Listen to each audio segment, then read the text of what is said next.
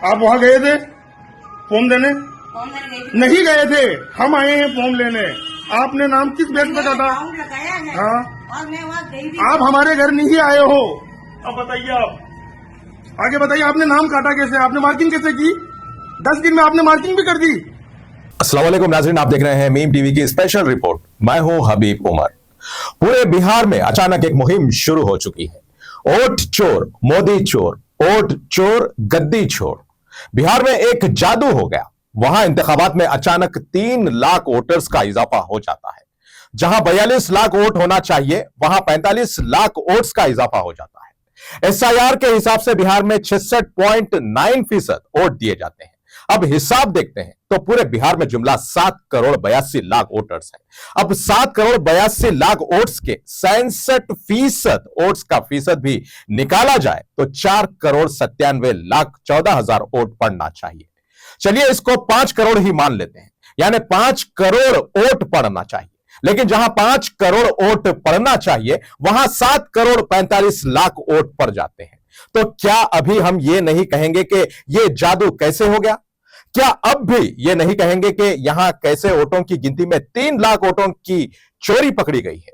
वहीं खबर क्रांति ने अपने आंकड़ों के जरिए आवाम के सामने इस हकीकत को आवाम के सामने लाया कि किस तरह सदर मजलिस असदुद्दीन ओवैसी ने बिहार में बीजेपी की बी टीम का रोल कामयाबी के साथ अदा किया है। उन्होंने कहा कि आपको यह लगता है कि प्राइम मिनिस्टर मोदी कितने बड़े लफ्फाज और जुमलेबाज हैं और लंबी लंबी देकर इंतखाबात में चले जाते हैं, तो आप इन बारीकियों को समझना शुरू कर दें कि और सदर मजलिस असदुद्दीन ओवैसी की तकरीरों को गौर से सुनना शुरू करेंगे तो आपको भी यकीन आ जाएगा कि उन्होंने प्राइम मिनिस्टर मोदी के रिकॉर्ड को भी तोड़ दिया है।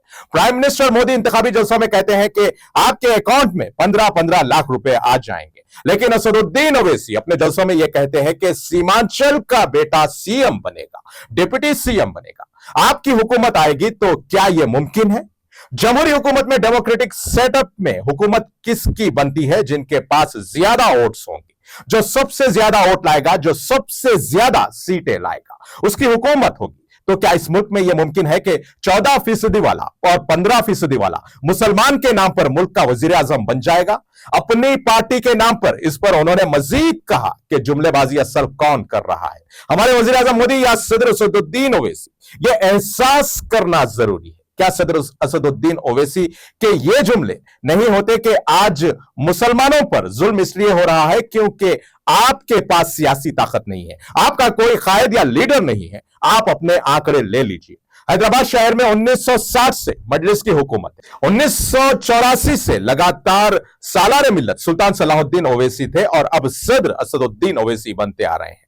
2020 में हेल्पिंग हैंड फाउंडेशन ने एक सर्वे किया था, खासतौर पर ओल्ड सिटी में हैदराबाद का 63% मुसलमान बिलो पॉवर्टी लाइन में जी रहा है, यानी बीपीएल जिसको कहते हैं। गुर्बत की सतह से नीचे वो अपनी जिंदगी गुजार रहा है, यानी हैदराबाद का 63% मुसलमान खैरात, ज़कात और सदकात पर अपनी जिंदगी गुजार रहा है। वो रोजाना दिहाड़ी और मजदूरी पर काम करते हैं। यहां पर सूदी निजाम और रहन सेंटर्स आबाद हैं। हैदराबाद की 1/3 खवातीन घरों में काम काज करके, मजदूरी करके और ज़कात सदकात लेकर अकेले अपना घर चला रही हैं। फिर उन्होंने सदर असदुद्दीन ओवैसी से सवाल किया कि जिस तरह आप अपनी जज्बाती तकरीरों में मुसलमानों के जज्बात से खेलते हुए हथेली में जन्नत दिखाकर चले जाते हो, उनसे सवाल यह है कि बिहार में जो आप 5 सीट जीत कर आए हो, क्या उससे हुकूमत मुमकिन है?